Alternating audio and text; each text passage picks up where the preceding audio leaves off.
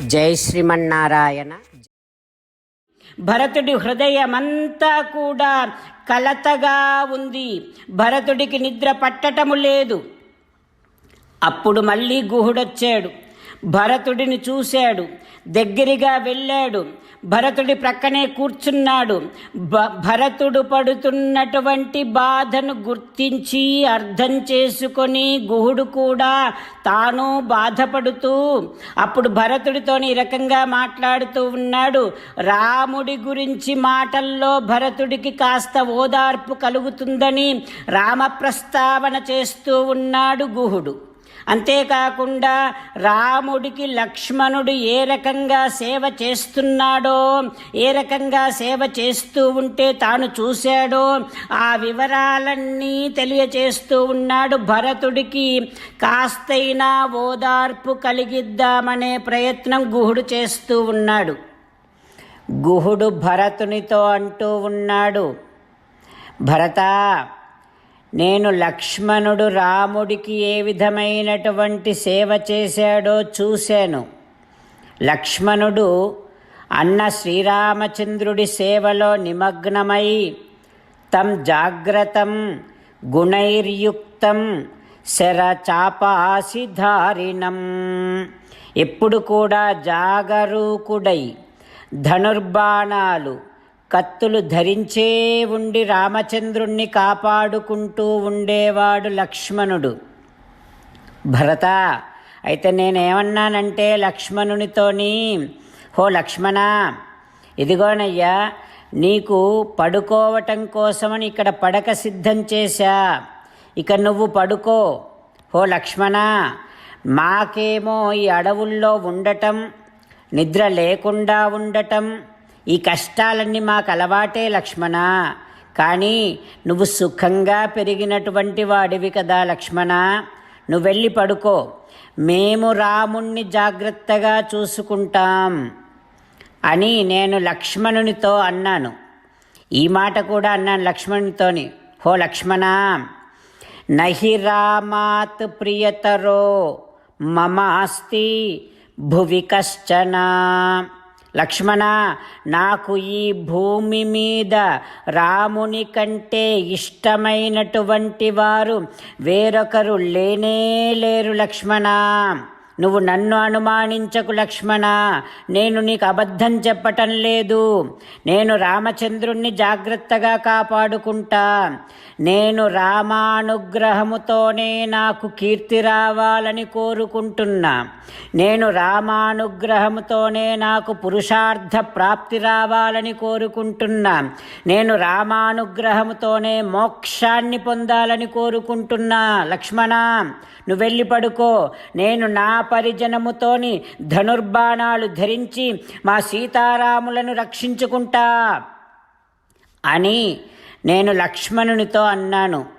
భరత, అప్పుడు లక్ష్మణుడు ఏమన్నాడో తెలుసునా నాతోని, ఓ గుహ, కథం దాశరథౌ భూమౌ శయానే సహ సీతయా. గుహ, దశరథరాముడు నా రామచంద్రుడు సీతమ్మతో నేల మీద పడుకున్నాడు గుహ. అది చూసి నా ప్రాణాలు నిలవటమే కష్టంగా ఉంది గుహ. ఇక నిద్ర ఎట్లా పడుతుందనుకుంటున్నావు గుహ? నేను విశ్రాంతిని ఎట్లా పొందుతాను అని అనుకుంటున్నావు గుహ? ఓ గుహ, ఎవరనుకుంటున్నావు నా రాముడు? దేవాసురులంతా ఒక్కసారిగా దండెత్తి వచ్చినా సరే, యోన దేవాసురై సర్వై శక్య ప్రసహితుం యుద్ధి, అట్లా వారంతా ఒక్కసారిగా దండెత్తి వచ్చినా సరే ఎవరి ముందైతే నిలబడలేరో, ఎవరినైతే ఎదిరించలేరో అట్లాంటి నా రాముడయ్యా సీతమ్మతో పచ్చిక నేల మీద పడుకున్నాడు గుహ అని లక్ష్మణుడు పరితపించుకుంటూ దుఃఖిస్తూ అంటూ ఉన్నాడింకా. సీతారామచంద్రులను మనసారా ధ్యానము చేస్తూ పరమదయాలువు పరమశివుడు చెప్పిన పరమపావన రామనామాన్ని చెబుతూ మనము రామనామ గానము చేస్తూ ఉంటే అదిగో సీతారామచంద్రులు పార్వతీ పరమేశ్వరులు ఆంజనేయస్వామి, సకల దేవతలు, పితృదేవతలు, మహర్షులు, ఆచార్యులు, భాగవతోత్తములు అందరూ మనని చూసి ఆనందముతో అనుగ్రహిస్తున్నటువంటి దృశ్యాన్ని భావన చేస్తూ నోరారా రామనామగానము చేద్దాం. రామ రామ దశరథ రామ, రామ రామ దశరథ రామ, హే హే రాజా రామ, హే హే రాజా రామ, హే హే సీతారామ, హే హే సీతారామ. జై శ్రీమన్నారాయణ. భక్తులకు ప్రత్యేకమైనటువంటి విజ్ఞాపన. మీకు అన్ని విషయాలలో వెంటనే మంచి ఫలితాలు రావాలి అనంటే ప్రతిరోజు 1 నిమిషం వెచ్చించి నారాయణాస్త్రాన్ని చదవండి. ఇక మీకు తిరిగే ఉండదు. నారాయణాస్త్రాన్ని పొందడానికి మీరేం చేయాలంటే నారాయణాస్త్రం అనే వెబ్సైట్కి వెళ్ళి మీ పేరు, మీ ఈమెయిల్ ఇస్తే మీ ఈమెయిల్కి నారాయణాస్త్రం PDF వస్తుంది. అందులో ఒక రామాయణ శ్లోకం, ఒక గీతా శ్లోకం, ఒక విష్ణునామం ఉంటాయి. ఆ మూడింటిని కలిపి నారాయణాస్త్రం అంటాం. ప్రతి ఒక్కరికి వేరువేరు శ్లోకాలను ఇస్తున్నాం. ఆ రకంగా ఎవరి శ్లోకాన్ని వారు ప్రతిరోజు తప్పనిసరిగా చదవటం వలన ప్రతిరోజు ప్రతి 24,000 భక్తులతో ఒకసారి సంపూర్ణ రామాయణ పారాయణ, 33 సార్లు శ్రీమద్ భగవద్గీత పారాయణ, 24 సార్లు శ్రీ విష్ణు సహస్రనామ స్తోత్ర పారాయణ జరుగుతుంది. ప్రతి ఒక్కరికి అంతటి విశేష ఫలితము ప్రతిరోజు లభిస్తుంది. అందుకని మీరు, మీ కుటుంబ సభ్యులు అందరూ ఒక్కొక్కరు ఒక్కొక్క నారాయణాస్త్రాన్ని వెంటనే పొందండి. జై శ్రీమన్నారాయణ. శ్రీమద్ భగవద్గీత సారాంశముగా 18వ అధ్యాయములో 65 నుంచి 69 శ్లోకముల ద్వారా శ్రీకృష్ణ భగవానుడు మనందరినీ ఒక 8 పనులు చేయమని చెబుతూ పరమాత్మ ఈ రకంగా అంటూ ఉన్నాడు. ఎవరెవరైతే నేను చెప్పిన ఈ 8 పనులు చేస్తారో వారందరూ నాకు చాలా ఇష్టమైన వారవుతారు. అప్పుడు వారిని నేను సకల పాపముల నుండి, సకల దుఃఖముల నుండి విముక్తులను చేసి నా అంతటి వారిగా చేసుకుంటా, తరగని ఆనందాన్ని అనుభవింపచేస్తా.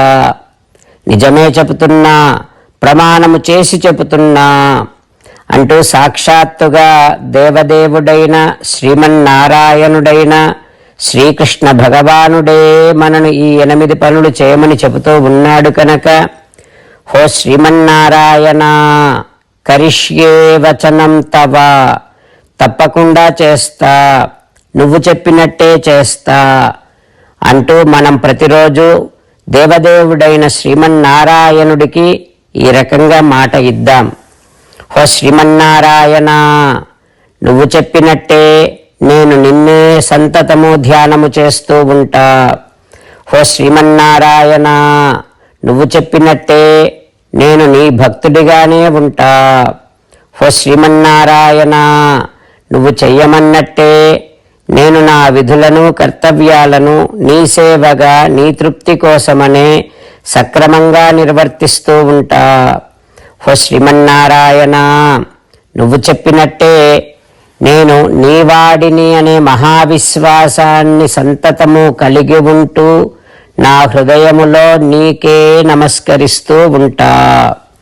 హో శ్రీమన్నారాయణ, మామేకం శరణం వ్రజ, నన్నొక్కడిని మాత్రమే శరణు వేడుకో అని నువ్వే అన్నావు కనుక నేను నిన్ను ఒక్కడిని మాత్రమే శరణు వేడుకుంటా.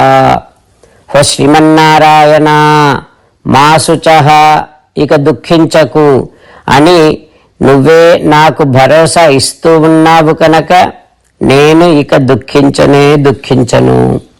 హో శ్రీమన్నారాయణ, నువ్వు చెప్పినట్టే నువ్వు నా కోసమని చెప్పిన శ్రీమద్భగవద్గీతను ఎప్పుడో ఒక్కసారి కాకుండా ప్రతిరోజు కనీసము 1 శ్లోకాన్నైనా అనుసంధానము చేస్తూ గీతోపదేశాన్ని జ్ఞాపకం చేసుకుంటూ ఉంటా. హో శ్రీమన్నారాయణ, నువ్వు చెప్పినట్టే నువ్వందరి కోసమని చెప్పిన శ్రీమద్భగవద్గీతను తెలియని భక్తులందరికీ తెలియచేసే నా వంతు ప్రయత్నాన్ని నిరంతరము కొనసాగిస్తూనే ఉంటా. ఓ శ్రీమన్నారాయణ, నేను నువ్వు చెప్పినట్టే చేస్తా, నీకు నచ్చినట్టే ప్రవర్తిస్తా, నీకోసమే పని చేస్తూ ఉంటా. కరిష్యే వచనం తవ. సర్వం శ్రీకృష్ణార్పణమస్తు. జై శ్రీమన్నారాయణ.